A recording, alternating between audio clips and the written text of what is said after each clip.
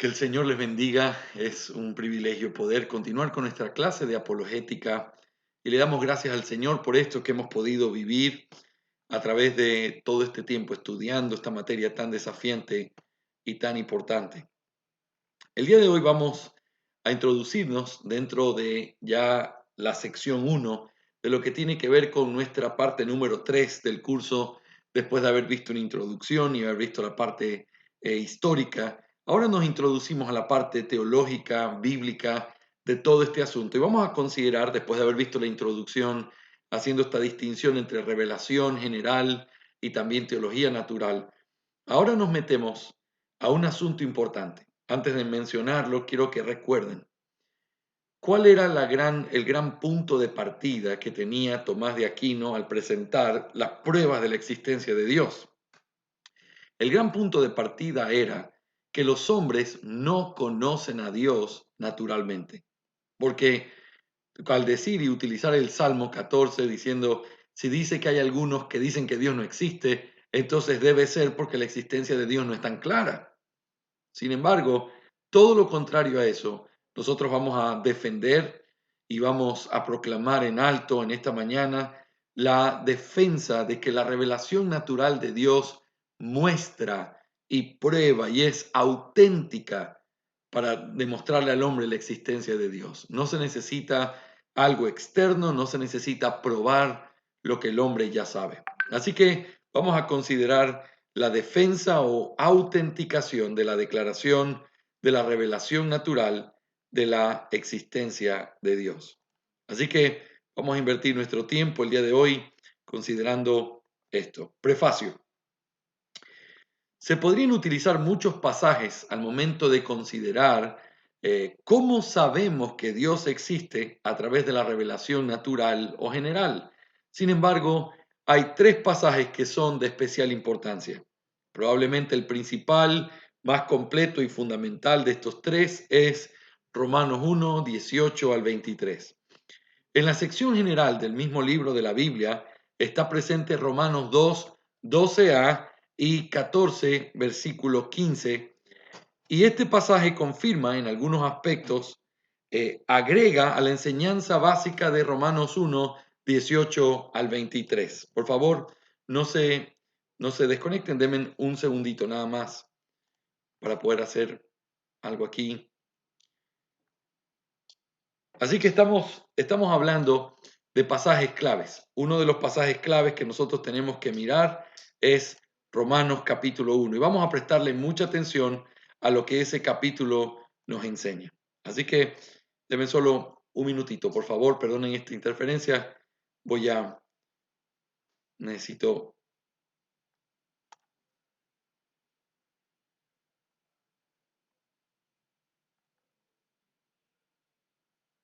Okay.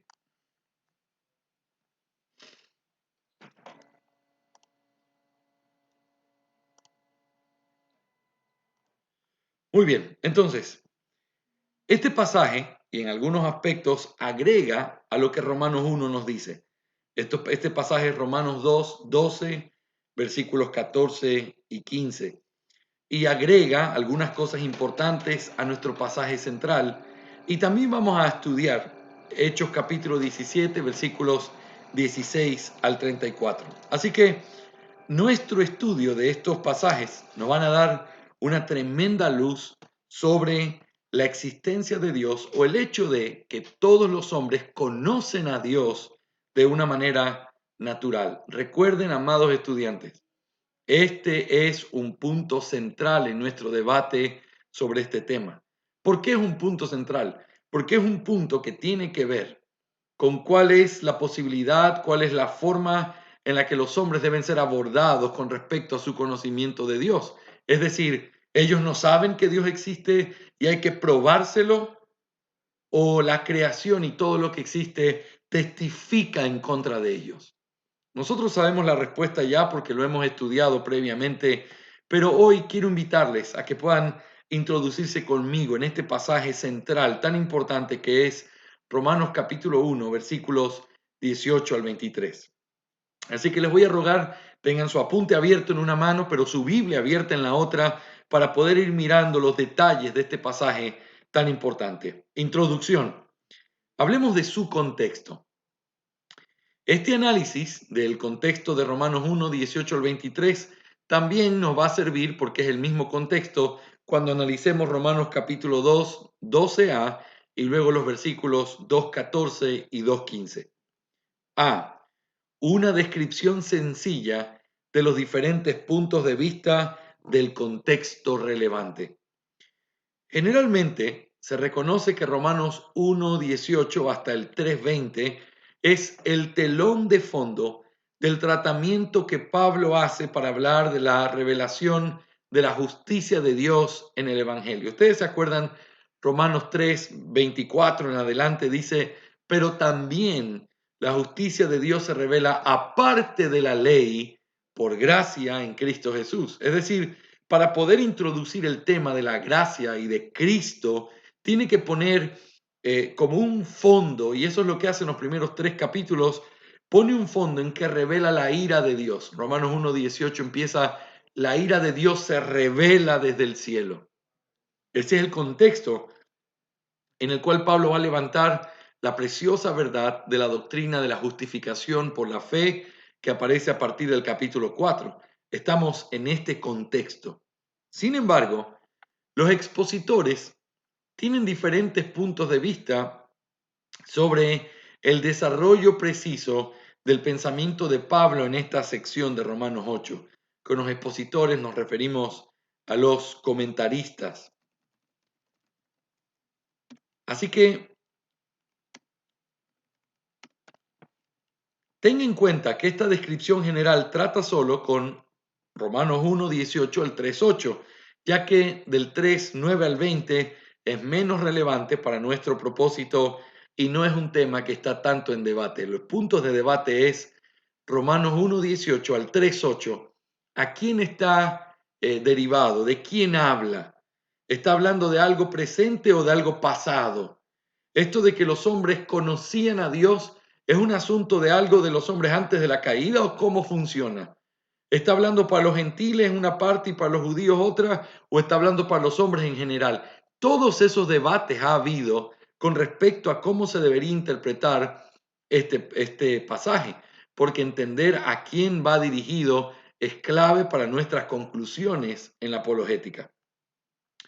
Hablemos en primer lugar del punto de vista de Charles Hodge y de muchos otros, el punto de vista llamado de la vista común o el punto de vista común.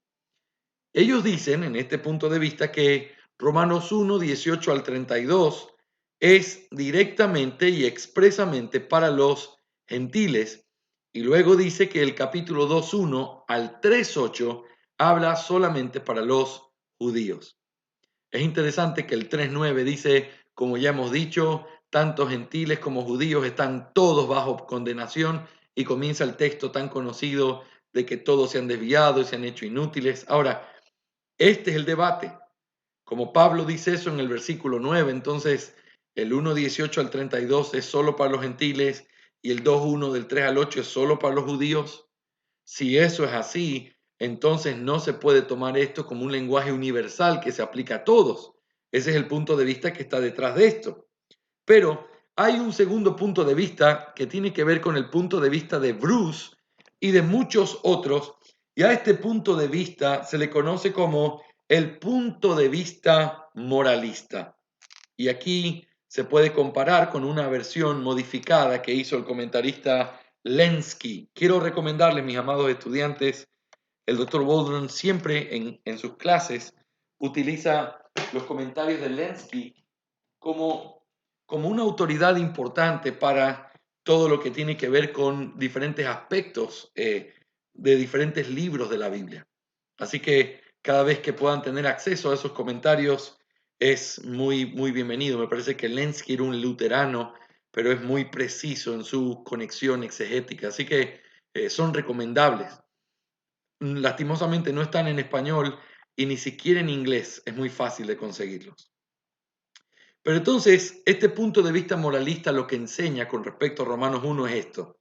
Romanos 1 del 18 al 32 le habla a los gentiles, pero del 2:1 al 16, a los moralistas o los que tratan de salvarse a través de los principios morales o de cumplir la ley. Y finalmente del 2:17 al 3:8 a los judíos. Es decir, en este punto de vista es como que si le hablara a tres grupos distintos de personas a los cuales eso que dice en cada pasaje es pertinente solo para ellos. El tercer punto de vista, o el punto de vista de Granfield, también conocido como el punto de vista concéntrico.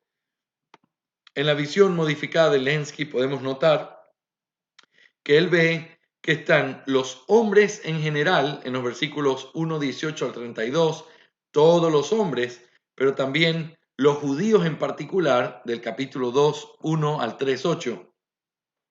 Muestra una conexión, pero al mismo tiempo todavía muestra una separación entre estos dos principios.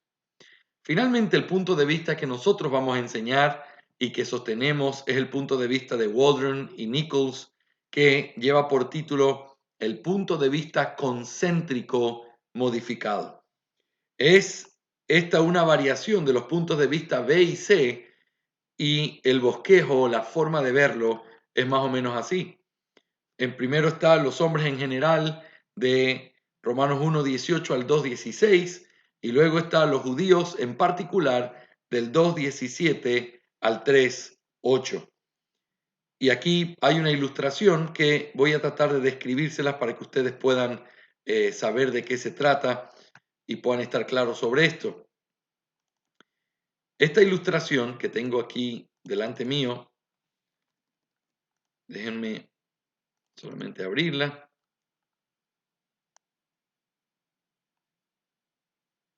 Esta ilustración es la siguiente.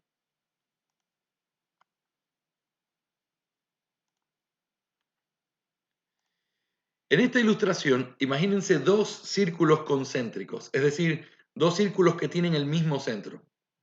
Pero tenemos en el círculo de afuera, están los hombres en general, y se habla de ellos en Romanos 1:18 al 2:16. Pero en el círculo de en medio están contenidos los judíos en particular como parte de esos hombres en general, pero de una particularidad con ellos en los versículos 2:17 al 3:8. En otras palabras, esto es algo que se aplica a todos los hombres, solo que en los versículos capítulo 2:17 al 3:8 habla específicamente de la realidad que los judíos tienen o la forma con la que es más pertinente para ellos. Pero realmente el pasaje está hablando o describiendo una naturaleza del hombre en general. Esto es bien importante entenderlo, porque entonces no estamos hablando solo de qué pasa con las tribus indígenas o con los que nunca han tenido contacto con una civilización cristiana, sino que está hablando de los hombres en general.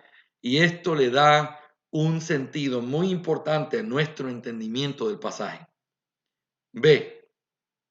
Algunas consideraciones que apoyan el punto de vista apropiado, que creemos que es el número 4, pero ¿por qué se afirma ese punto de vista? Bueno, según mi punto de vista, dice el doctor Waldron, de este pasaje, la totalidad de Romanos 1:18 al 2:16 se refiere a todos los hombres en general, y los siguientes argumentos apoyan esta opinión.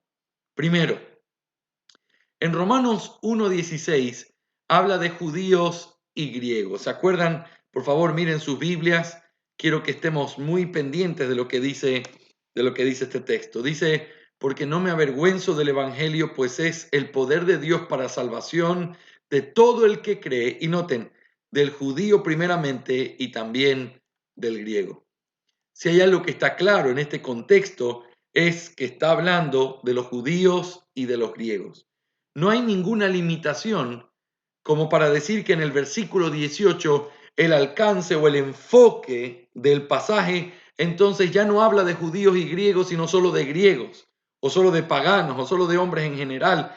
No hay ninguna razón en el texto donde se pueda decir que de hablar de judíos y griegos simplemente se limite ahora, a partir del versículo 18, para hablar de los gentiles y no de los judíos. Está hablando de judíos y gentiles porque el versículo 16 nos está hablando de judíos y gentiles.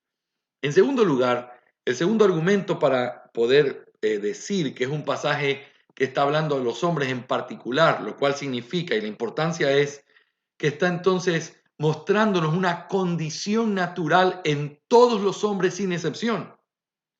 Así que la segunda cosa que vemos es que en Romanos 1, 18 al 32 no se ocupa únicamente de los gentiles, porque el versículo 23 alude al Salmo 106, 20 y a Jeremías 2, 11, que hablan directamente de los judíos. Noten el versículo 23 de Romanos 1, por favor. Y cambiaron la gloria del Dios incorruptible por una imagen de forma de hombre corruptible, de aves, de cuadrúpedos y de reptiles. Aquí el texto de referencia es el Salmo 106, 20, que habla y cambiaron su gloria por la imagen de un buey que come hierba. Está hablando del pueblo de Israel. Y en el reclamo de esta palabra profética en Jeremías 2:11 dice: ¿ha cambiado alguna nación sus dioses? Pues aunque estos no son dioses, pues mi Dios ha cambiado su gloria por la que no aprovecha. Pues mi pueblo, perdón, ha cambiado su gloria por la que no aprovecha. Significa que entonces está hablándole al pueblo de Israel. Este texto, que aparentemente para muchos es simplemente una descripción del pueblo gentil en general y no de los judíos, realmente está utilizando frases que Dios utilizó en contra de los judíos por causa de su idolatría. Cambiaron la gloria de su Dios por un Dios falso. Número 3, no hay nada que indique un cambio del enfoque, es decir, del escopo, de la meta, en el capítulo 2, versículo 1. No hay nada que nos diga que hablando de judíos y gentiles, de pronto en el versículo 18 solo habla a los gentiles. Y luego, hablándole a los gentiles, en el capítulo 2:1, ahora solo le habla a los judíos. No hay ningún cambio, no hay ninguna forma que lo muestre. De hecho, el lenguaje que se utiliza es universal. Noten, por favor, conmigo, amados estudiantes, Romanos 2:1. Por lo cual no tienes excusa, por lo cual está conectando con el pasaje anterior. No tienes excusa, oh hombre, quien quiera que seas tú que juzgas. La palabra hombre es una palabra universal, quien quiera que tú seas. Así que el por lo cual nos conecta con lo anterior. Y la forma de hablar de hombre, quien quiera que tú seas, nos habla también de algo que sigue refiriéndose a un asunto universal. No hay un cambio de solo a los gentiles o solo a los judíos. Está hablando al mismo grupo de gente en todo este pasaje que empieza desde Romanos 1:18 hasta el 2:16. Así que estamos claros hasta aquí. Número 4. Tanto judíos como griegos son considerados en el cuerpo del 2:1 al 16. Es decir, si nosotros notamos de qué habla el capítulo 2, versículo 1 al 16, habla de los judíos, pero también habla de los gentiles. Noten por favor conmigo el versículo 6. Versículo 6. El cual pagará cada uno conforme a sus obras. A los que por la perseverancia en hacer el bien buscan gloria, honor, inmortalidad, vida eterna, pero los que son ambiciosos y no obedecen a la verdad, sino que obedecen a la injusticia, ira e indignación, habrá tribulación, etcétera. Noten, toda alma humana que hace lo malo, y otra vez, del judío primeramente y también del griego. Pero gloria y honor, paz para todo el que hace lo bueno, al judío primeramente y también al griego. Porque no hay acepción de personas, pues todos los que han pecado sin la ley, es decir, los gentiles que no recibieron la ley, también sin la ley perecerán, y los que han pecado bajo la ley, por la ley serán juzgados. No es lícito, amados estudiantes, hacer una distinción. Romanos 1 habla a los gentiles, Romanos 2 a los judíos solamente en los versículos 1 al 16. Le está hablando a los judíos y a los gentiles. Les está refiriendo la misma verdad. Aunque hay un énfasis a partir del 17 a los judíos, en los versículos 1 al 16 incluye a los judíos y a los gentiles en esta discusión de la naturaleza del hombre y su conocimiento natural de Dios. Número 5. Tenga en cuenta la aparición del término hombres, antropos, tanto en el 1.18 como en el 2.16. Su ocurrencia o el hecho de que aparecen pone entre paréntesis la sección y sugiere que su totalidad se trata de hombres en general. Empieza entonces el versículo 1.18. Vuelva conmigo ahí. 1.18. Porque la ira de Dios se revela desde el cielo contra toda impiedad e injusticia. Noten, de los antropos, hombres, es una expresión universal. Pero luego el versículo 16, noten cómo dice, en el día, según mi evangelio, en que Dios juzgará los secretos de los antropos mediante Cristo Jesús.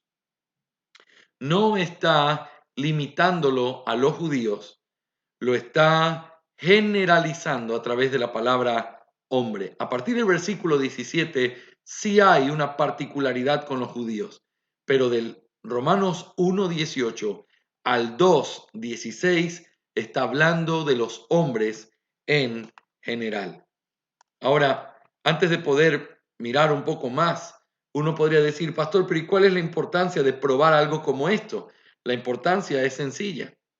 La importancia es que si nosotros podemos probar que Romanos 1:18 al 2:16 hablan tanto de judíos como de gentiles, entonces estamos hablando de términos universales que están describiendo la condición del hombre, de todos los hombres desde la creación. Por lo tanto, no hay una especificación en los judíos, se está hablando en términos generales. Noten cuál sería la consecuencia contraria.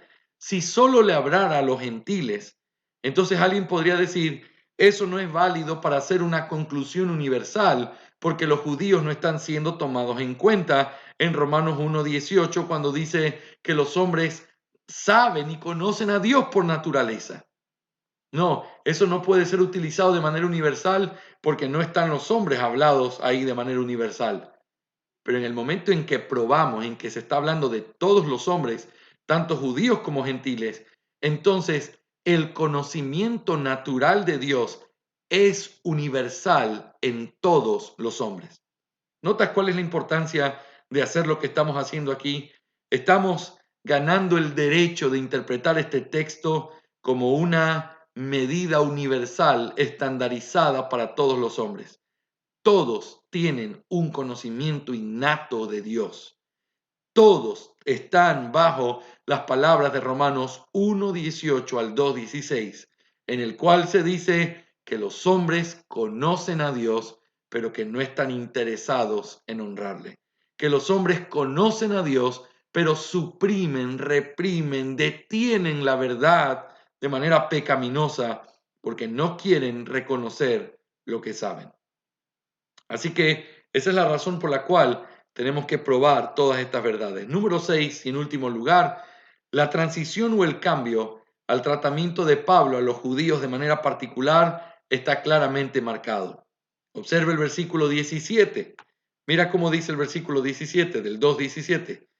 Pero si tú, que llevas el nombre de judío y te apoyas en la ley, que te glorías en Dios, ves, aquí sí hay una transición.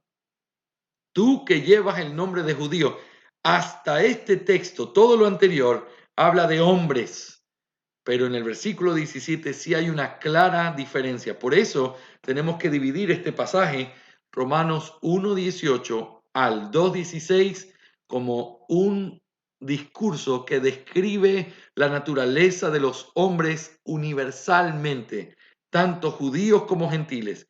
En el 2:17 sí podríamos decir, eso es algo particularmente que trata sobre los judíos. Muy bien, eso nos lleva en tercer lugar, a ver algunas conclusiones a partir de este punto de vista apropiado. Primero, en Romanos 1:18 al 2:16 se trata sobre la ira de Dios sobre los hombres en general. Por lo tanto, podemos esperar de este pasaje para aprender acerca de la luz que los hombres tienen por la naturaleza de Dios.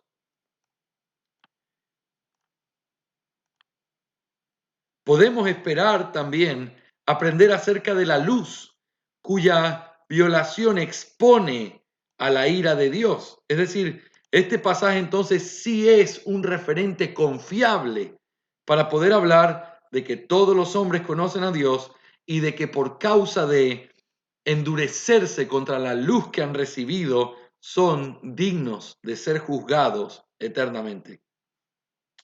De hecho, tanto Romanos 1, 18 al 23 como Romanos 2, 12, 14 y 15 tienen la intención de justificar la ira, la justicia de la ira de Dios, mostrando el conocimiento que los hombres tienen de Dios fuera del círculo de la revelación especial.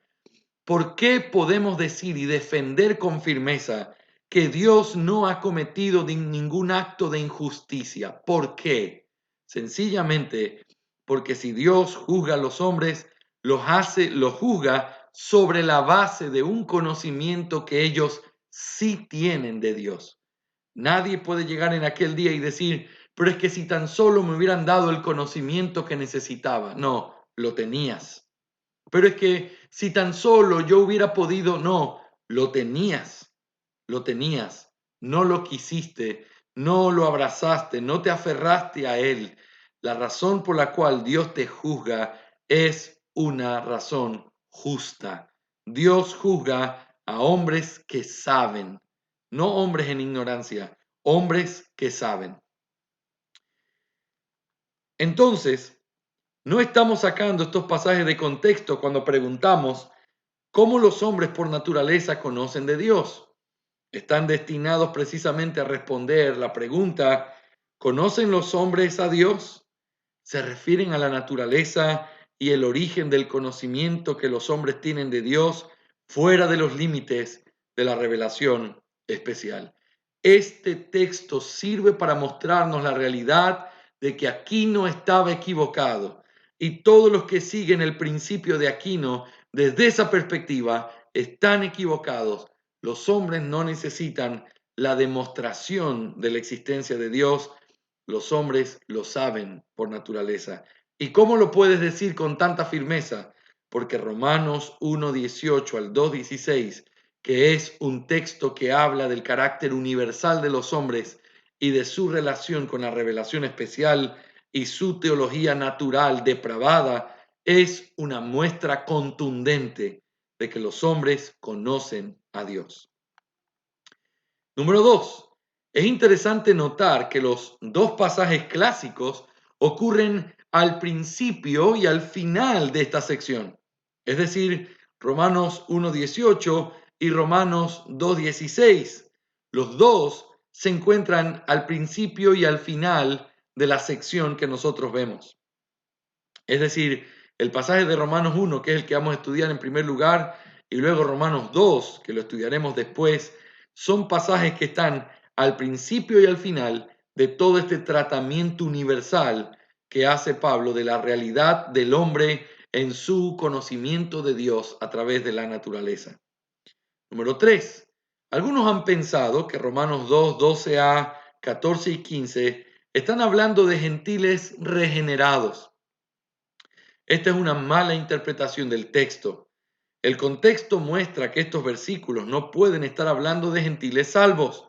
Cuando habla de aquellos que cumplen por instinto los dictados de la ley y también de aquellos que tienen la obra de Dios escrita en sus corazones, están hablando de aquellos que solo tienen la luz de la naturaleza y que por lo tanto no pueden ser salvos.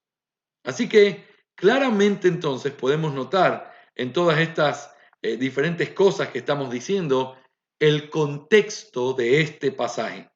Este pasaje le está hablando a todos los hombres, aunque particularmente a partir del versículo 17 le habla a los judíos solamente.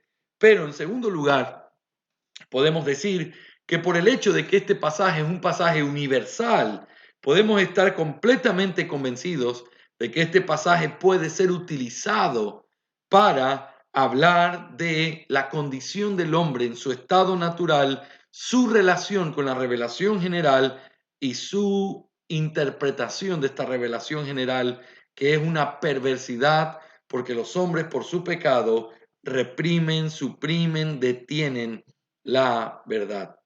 Eso nos lleva entonces, después de haber visto su contexto, eso nos lleva a su tema. ¿Cuál es el tema de este pasaje? Como se ha dicho ya, nuestro pasaje cae en la sección que trata de la ira de Dios sobre los hombres en general. Esto plantea una pregunta obvia que Pablo procede a responder en los próximos versículos de esta sección.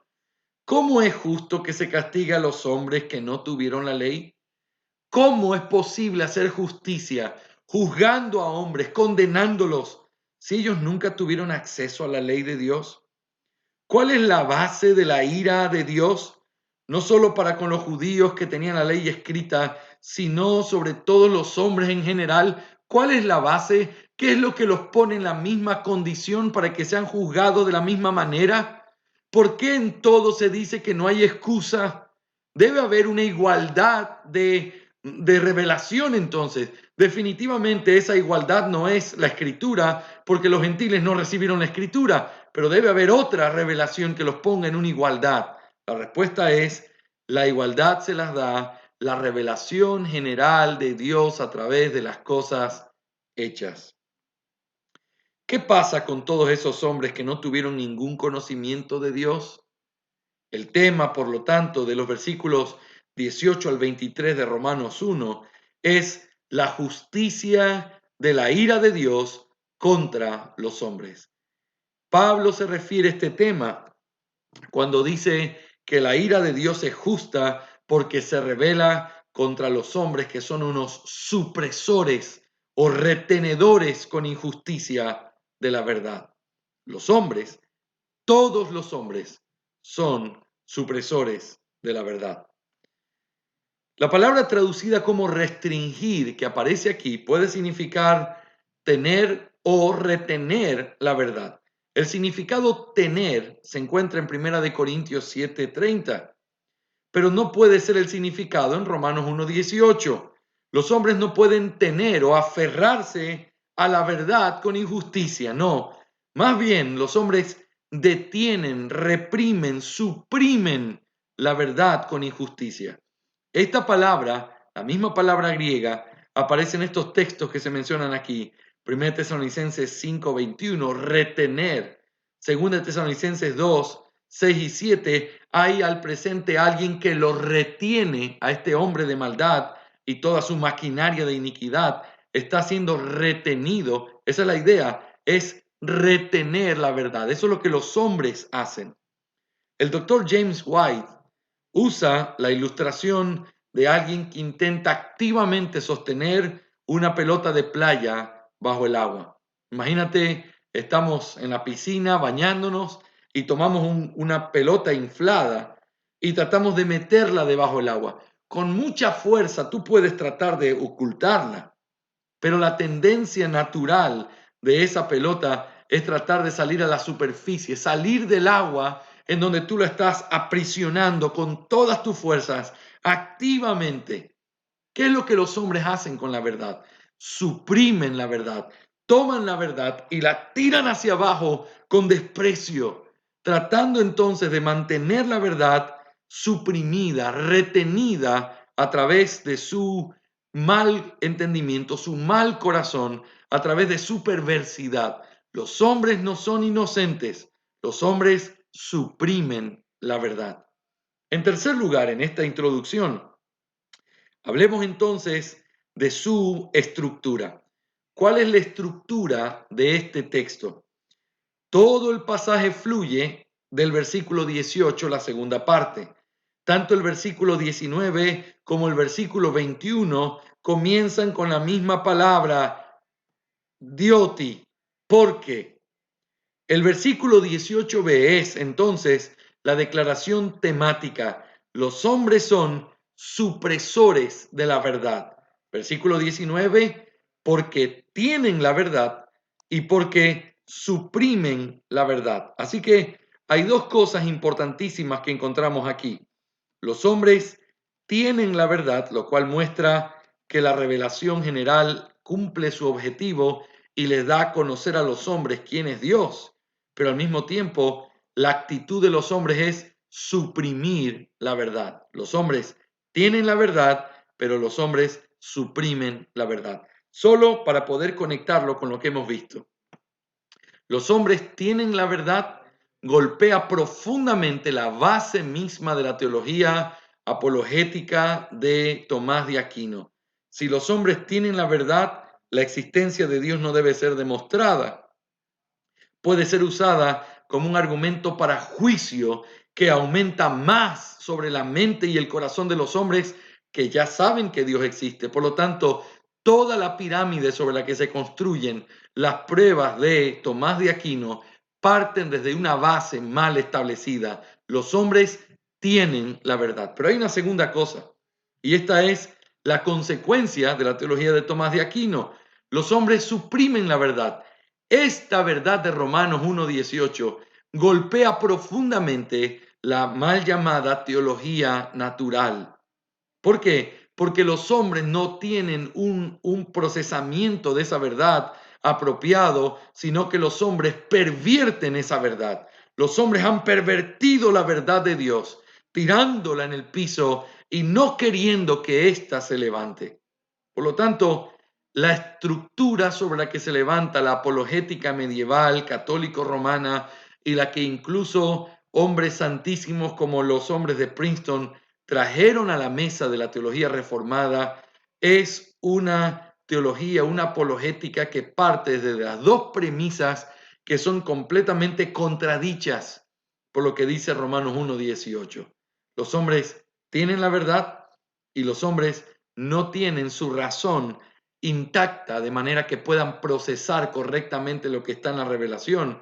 Lo que ellos hacen es suprimir la verdad. El hombre sabe la verdad, el hombre no puede procesar correctamente la verdad. Por lo tanto, no se necesita demostrar la existencia de Dios y en segundo lugar, la teología natural es una falacia. Estos hechos sobre el pasaje nos proporcionan nuestro bosquejo. Los hombres tienen la verdad, su conocimiento de Dios. Y eso lo vemos en los versículos 19 y 20. Pero luego los hombres suprimen la verdad. Y eso muestra su ignorancia de Dios en los versículos 21 al 23. En esto se desenvuelve toda nuestra clase, todo nuestro análisis y todo lo que haremos a partir de aquí. Así que vamos a parar aquí esta primera hora para poder reflexionar sobre lo que hemos visto y en nuestra próxima clase vamos a considerar esta primera parte de nuestro bosquejo. Los hombres tienen la verdad, que se expresa de una manera clarísima en este pasaje de Romanos. Así que vamos a parar aquí y vamos a ver si es que hay alguna pregunta para poder continuar con nuestra clase en nuestra siguiente hora.